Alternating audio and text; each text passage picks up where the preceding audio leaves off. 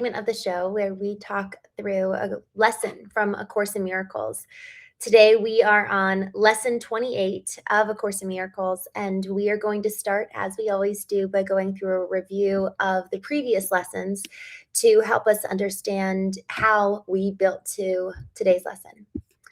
Lesson 1, nothing I see in this room means anything. Lesson 2, I have given everything I see in this room all of the meaning that it has for me. Lesson 3, I do not understand anything I see in this room. Lesson 4, these thoughts do not mean anything. They are like the things I see in this room. Lesson 5, I am never upset for the reason I think. Lesson 6, I am upset because I see something that is not there. Lesson 7, I see only the past. Lesson 8, my mind is preoccupied with past thoughts. Lesson 9, I see nothing as it is now. Lesson 10, my thoughts do not mean anything. Lesson 11, my meaningless thoughts are showing me a meaningless world. Lesson 12, I am upset because I see a meaningless world. Lesson 13, a meaningless world engenders fear. Lesson 14, God did not create a meaningless world. Lesson 15, my thoughts are images that I have made. Lesson 16, I have no neutral thoughts. Lesson 17, I see no neutral things. Lesson 18, I am not alone in experiencing the effects of my seeing. Lesson 19, I am not alone in experiencing the effects of my thoughts. Lesson 20, I am determined to see. Lesson 21, I am determined to see things differently. Lesson 22, what I see is a form of vengeance. Lesson 23, I can escape from the world I see by giving up attack thoughts. Lesson 24, I do not perceive my own best interests. Lesson 25, I do not know what anything is for. Lesson 26, my attack thoughts are attacking my invulnerability. Lesson 27, above all else, I want to see. Lesson 28, above all else, I want to see things differently. Today, we are really giving specific application to the idea for yesterday. In these practice periods, you will be making a series of definite commitments. The question of whether you will keep them in the future is not our concern here. If you are willing to at least make them now, you have started on the way to keeping them, and we are still at the beginning. You may wonder why it is different to say, for example, above all else, I want to see this table differently. In itself, it is not important at all. Yet what is by itself? And what does in itself mean? You see a lot of separate things about you, which really means you are not seeing at all. You either see or not. When you have seen one thing differently, you will see all things differently. The light you will see in any one of them is the same light you will see in all of them. When you say, above all else, I want to see this table differently, you are making a commitment to withdraw your preconceived ideas around the table and open your mind to what it is and what it is for. You are not defining it in past terms. You are asking what it is rather than telling it what it is. You are not binding its meaning to your tiny experience of tables, nor are you limiting its purpose to your little personal thoughts. You will not question what you have already defined. And the purpose of these exercises is to ask questions and receive the answers. In saying, above all else, I want to see this table differently, you are committing to yourself to see.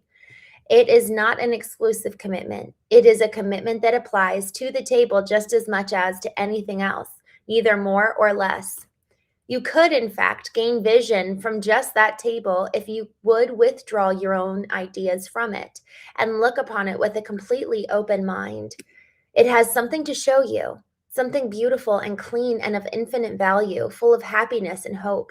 Underneath all your ideas about it is its real purpose, the purpose it shares with all of the universe. In using the table as a subject for applying the idea for today, you are therefore really asking to see the purpose of the universe.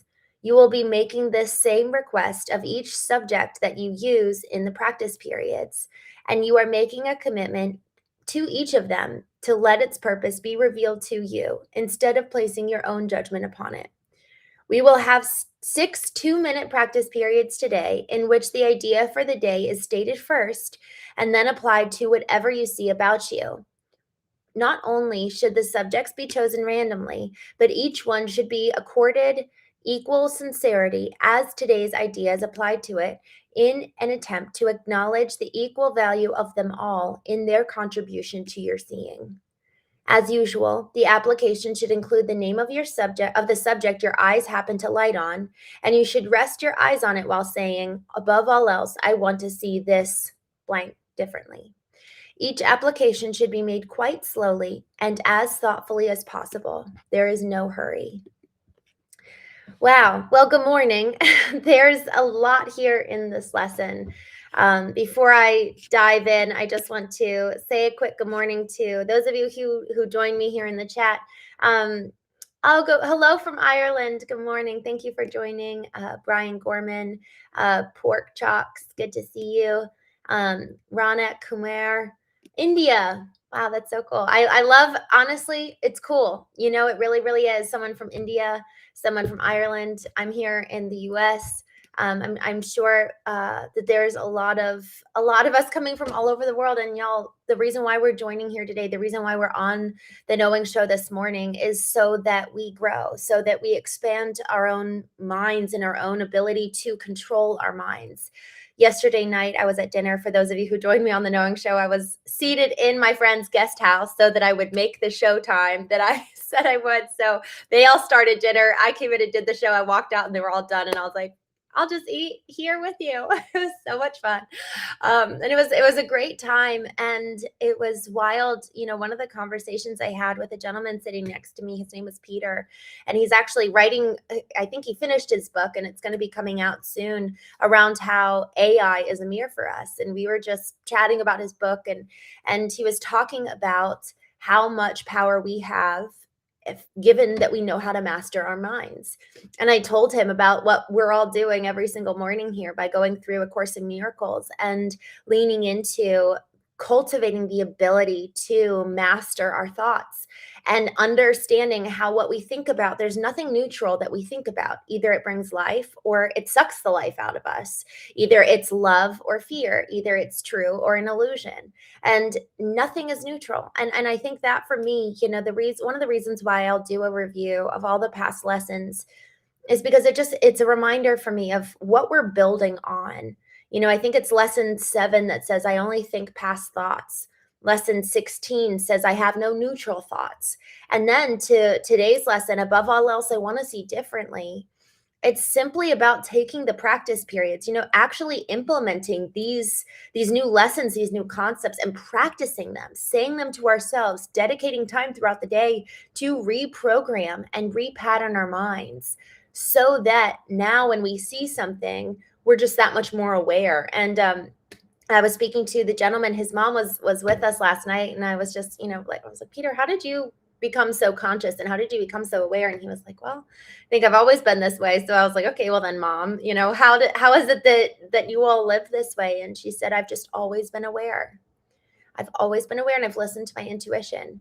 And, you know, it reminded me of the very first part of the definition of emotional intelligence. The very first step is the ability to be aware. And being aware really is that first. It's just like looking up and out. It's kind of like a prairie dog, I think, that will like pop its head out and like look around. And that's effectively what we're doing every single morning. We're just like popping up and looking around and being like, oh yeah, let me remember how much power I have over my mind. Let me remember how much power I have over my day, because this time that you and I take every single morning, or for those of you in India and Ireland and various different time zones, this is our time to pop our head up and remember. This is the time to pop up our head and actually learn something new, and then continuously do so. I mean, I have to set my alarm every single day so that I'm continuously popping my head up and being like, oh yeah, that's how I want to live. Oh yeah, that's who I want to be. Oh yeah, that's the way I want to think. Because it is so different. It's so different than the way the rest of the world talks. It's so different than the rest of the way social media talks. A lot of the talk that I hear that are inputs for me are more so victim mentalities or more so discouraging. It's just really, really negative. Well, frankly, that's not how I want to live. I want to live aware of the fact that today, January 28th, is such a precious and wonderful day, and we don't know what tomorrow holds. So let's let tomorrow worry about itself and live fully in our present surrounding, in our present world. I hope it's wonderful in India and Ireland. I'm not there, I'm here. I'm in, my home, and this is where I am today. And I bear the responsibility for where I physically am rather than looking at the news and looking at my phone. And yes, there's something around engaging to understand what's happening out there, y'all, but our chief responsibility is really over our inner world and what we can control, and not even just control, but what we can give. How can we serve and show up in our environment today? How can we really fill ourselves up so that we have overflow, so that we have excess, so that we've got an abundance to give and provide to our businesses, to our friends, to our families, to ourselves, so that we have something left over at the end of the day? There's a book called The One Thing by Gary Keller and Jay Papasan, and they talk about how every single day it's like a battery pack. We're a battery pack. We start with a 100% charge, and then as the day dwindles down, so does our battery pack, so does our energy, so does our willpower. We start out the day really committed to something, really convinced, like, this is how I'm going to live my day. I'm going to be focused. I'm going to live in alignment with who I say I want to be. I'm going to kill it. And then as the day progresses, we just get to more tired and more angsty, and all the pressures of the day come in upon us. And then by the end of the day, man, it's so hard to live in alignment with who we want to be. And it reminds me of my dad. My dad, God bless him, father of 6 kids, third generation business owner. It was hard. It was a painting and finishing business. So it wasn't like he was sitting in a cool office every day. He was like literally driving on work sites, meeting customers. It was intense, and every day looked different, and I think in our days looking different, there's a lack of certainty, which can actually kind of be a little bit of pressure. So it was a involved day every day that would take a lot out of him. So he would come back home at around 5 and 6, and he would actually go and lay on the middle of the floor and just take a power nap, so that when he woke up, he had something to give. So these breaks, these practice periods throughout the day, are our little breaks to just take a second and recharge, to hook up, like the phone into the electrical socket and get a little bit more juice, a little bit more charge, so that we've got something to continue to give. And it's our reminder to be present, to see things differently, because in us making that commitment to see something different, even if it's a small example, I want to go back to what she says here because it was really, really good. And frankly, it helped further unpack and help us better understand why we're doing this in the first place. Um, and the purpose of these exercises is to ask questions and receive answers. In saying, above all else, I want to see this table differently or this cup differently, you're committing to yourself to seeing. It is not an exclusive commitment. It is a commitment that applies to the table or the cup just as much to anything else, neither more or less. You could, in fact, gain vision from just that table if you could withdraw all your own ideas from it and look upon it with a completely open mind. It has something to show you, something beautiful and clean and of infinite value, full of happiness and hope, hidden under all your ideas about its real purpose. The reason why this is super interesting, this morning, I was talking to a dear friend, and he was like, why are we here? We are very existential this morning. And if we can't be curious around, oh, like, I want to see this cup differently. Like, just the simplicity of that, which at first blush feels really silly. But if we can't be humble enough to ask questions of really simple things, how then could we ever fathom asking questions of our own existence? And why, this other person, or this job, or our children, why are we here? Why do I have the privilege of loving you? Why do I have the privilege of raising you? Why am I entering into this job again? Same thing every day. This question, or this rather this lesson, above all else, I want to see things differently, removes the monotony, and it eliminates the lackadaisical approach where it's just kind of the humming and hawing and we're doing the same thing every day. But it allows for it to have new life to it. It allows for it to be something where we're curious and we're open and we're taught something new around today. Every single day has the ability to teach us something. So with that, I just want to jump back in the chat here. Manny, Emmanuel, good to see you. Thank you for coming on here today, and I appreciate you for being encouraging. Straight trolling. I love your name. Good morning. Thank you for coming on here, David. Bethel, thanks for joining. What's up? YKCIR 2000. I am real. um, IMA, good to see you. Thank you for hopping on here. Burger Sleuth, Ryan. Uh, oh, you know what? He's just said, Ryan says, I literally just saw this same live on another channel. I'm live two places. I actually have, for depending on where you're watching, I'm live on the Knowing podcast and then also on Christene Marie. So I am Christene Marie, and then the Knowing podcast is, and actually the Knowing podcast started as in-person interviews that I would have with guests, and then just decided to do the Knowing show in both places. Austin, good morning. Fabio, thank you for coming on here. Austin, Doom, good to see you. Just looking through Joshua Bryant, Edido, Johnson Island, Gary Donnelly, good morning. Thanks for coming on here. Fabio, I need all day. Andrew Dudley, I do have two streams. Mr. Bronstone, Union Ash, Dubstyles, good morning. Thanks for joining. Straight Trollin', my name is Christene Marie. James Warbley,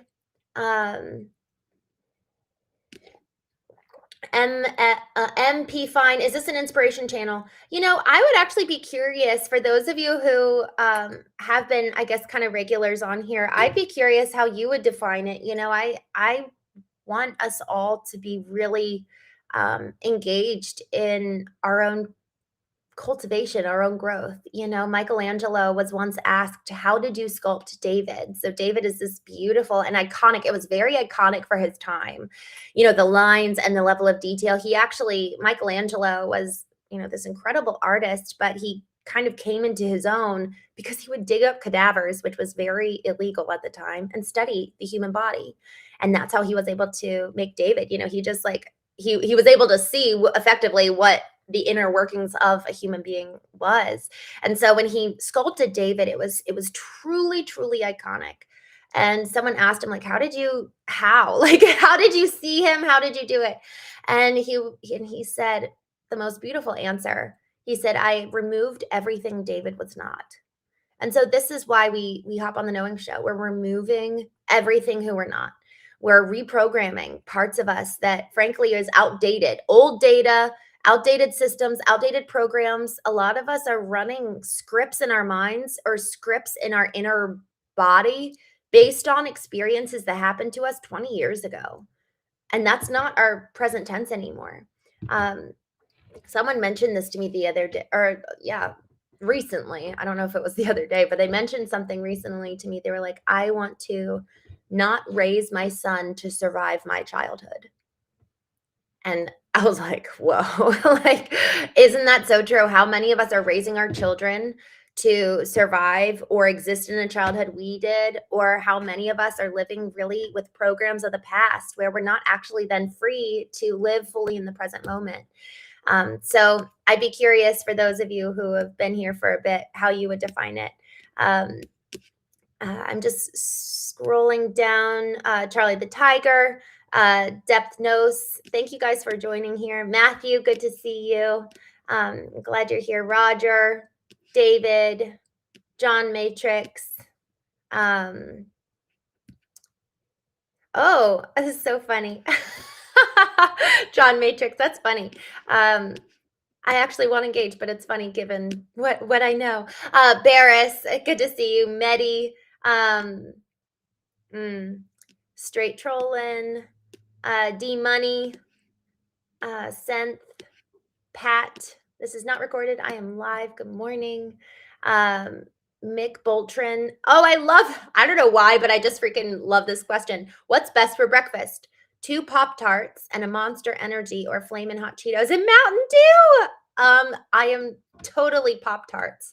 And I don't really know about the rest, but 100% Pop Tarts. Sammy. Oh, Sammy, I'm so happy to see you. Sammy, okay. So for those of you who don't know, 3 mornings ago, we were talking on the A Course in Miracles show. I think it was 3 mornings ago.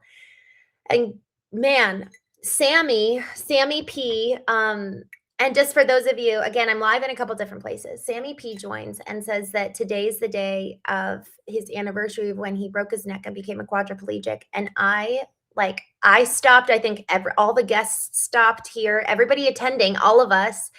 And man, Sammy, I just have been so inspired by you. And I've been so inspired by you. And I talked about you in the evening show. I talked about you in my Facebook posts. Like you really, I'm so inspired. You said, God bless your voice. I just got transferred into my wheelchair and I'm watching you with my nurses. Oh, I'm gonna cry. Please know your voice helps and you make a difference as I'm really struggling. Sammy, I am so proud to know you and so grateful for your example of not giving up. I cannot Sammy, being a quadriplegic is something actually that I've thought about a lot. And it's something that it's like, I don't know what I would do. And so I am so proud of you. And I think all of us here in the chat, for those of you who remember our conversation the other day, Sammy, thank you. Thank you so much for showing up and doing the work. If your nurses are there, good morning. Oh man. It's so meaningful to see people who are doing the work. All of us, every single one of us who are here. I'm so incredibly proud of each one of us. And I know that some of us are here for different reasons, but doing this work, it's completely changed my life. I felt like I lived as a phantom. I lived like just in reaction to who everybody wanted me to be. I lived trying to make everybody else happy. And I wanted connection. Connection was the goal. Relationship was the goal. Love was the goal. But I didn't know that in order to love truly and well, I had to, it takes 2 people, 2 whole people to actually have a relationship rather than just me sitting here trying to bend and appease and be the person, shapeshift to who they wanted me to be. And so I feel like I woke up 4 years ago. And unfortunately, it took a couple bouts of reckoning with brokenness to really wake me up. And we don't have to wait. I listen to Joe Rogan and David Goggins and these people that are just like really intense athletes or really intense just in the way that they exist in the world. And they're like, create your own arena, and Theodore Roosevelt talks about the man in the arena. So this is us creating our own arena to grow, to heal, to be better. I'm just looking back here at the chat. Swell, I went to it was like a classical high school with 5 of my siblings, or 4 of my siblings. I've got 5 siblings. 4 of us went, all 5 of us went together, 4 of my siblings and me. That was difficult. Joe Boy, thank you. I will take that. I appreciate that. IRVP 78. Straight trolling. God bless Sam. I agree, Sam. I freaking love you. Love from Australia, Sammy. Oh man, Scott the Rock. I was not expecting that, but I'm with you. Oh my gosh. Michael Grimes. Lanio.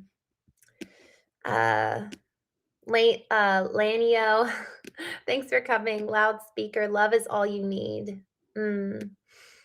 That's so good. Rome wasn't built in a day. I know, God. I love that you said that, straight trolling. Like that's why we're here, is to do the work together, like day after day. I love that. Frozen noodles, yes, just for a little bit.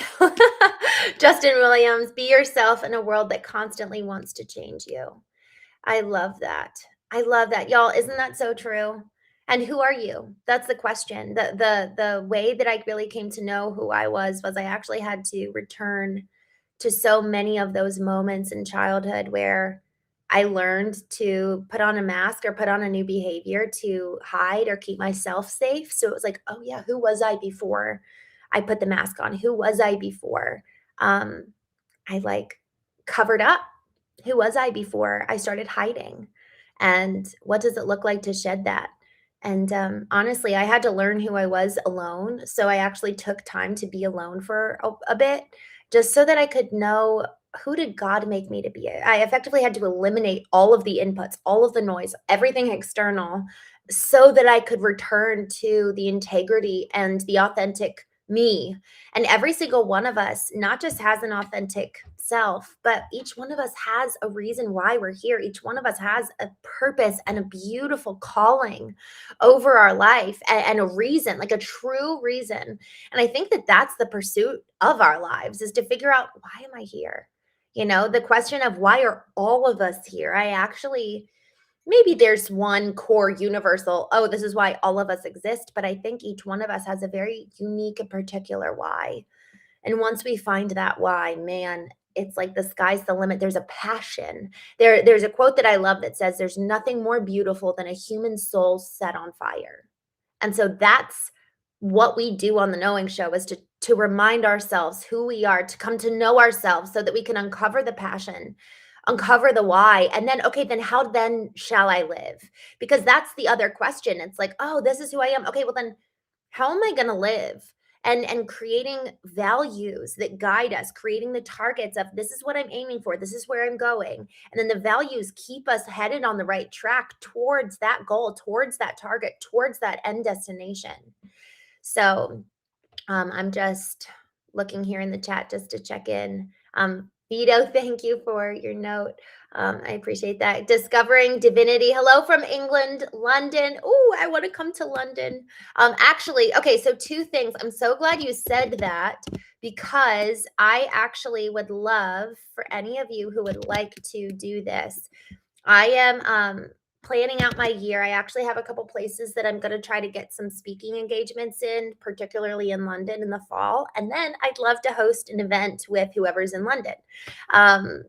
Just because, frankly, what's the point of doing all of this if we don't actually ever get to meet? I mean, there's still a lot of point there. But all that to say, I just dropped a form in the chat. If you go ahead and put your name and your email and then where you live, and then if you want to do something in person or virtually, I would love, love, love to meet you guys. I've done Ali Sonmi, Alice Sonmi, Cal. I'm sorry if I didn't say that right. Good morning. Thank you for coming on here. I really want to meet you guys. And frankly, I'm looking forward to doing more having more opportunities for us to actually like talk back and forth rather than just you guys in the chat and me on here.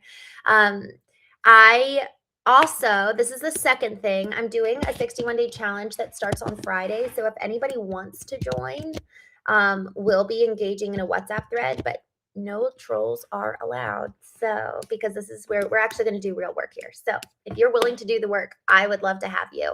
I've already met some of you. We did a meeting on Sunday where we just planned our one thing and we did it in a workshop mode, and people were asking themselves hard questions. I asked myself hard questions, and then we really came down to kind of like our purpose statements.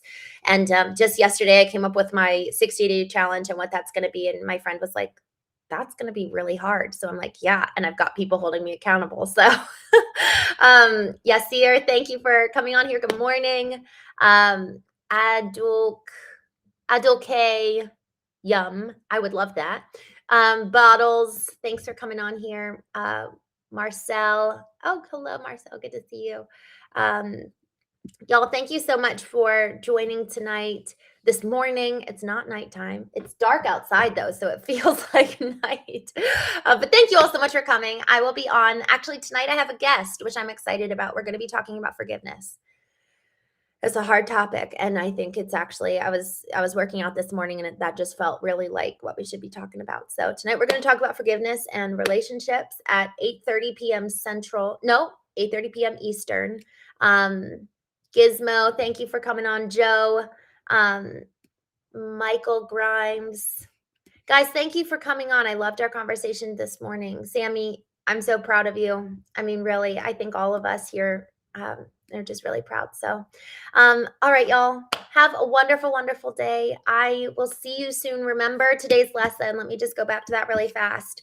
Above all else, I want to see differently. And again, doing these practice periods 6 times today is all about just reprogramming our mind to be open, reprogramming our mind to be curious, reprogramming our mind to ask, and then be open to receiving. Because if we're asking, but we've already assigned judgment, we're actually not open to learning anything new and gaining any new information. So, all right, y'all, have a wonderful day. I will see you tonight at 8:30 p.m. Eastern.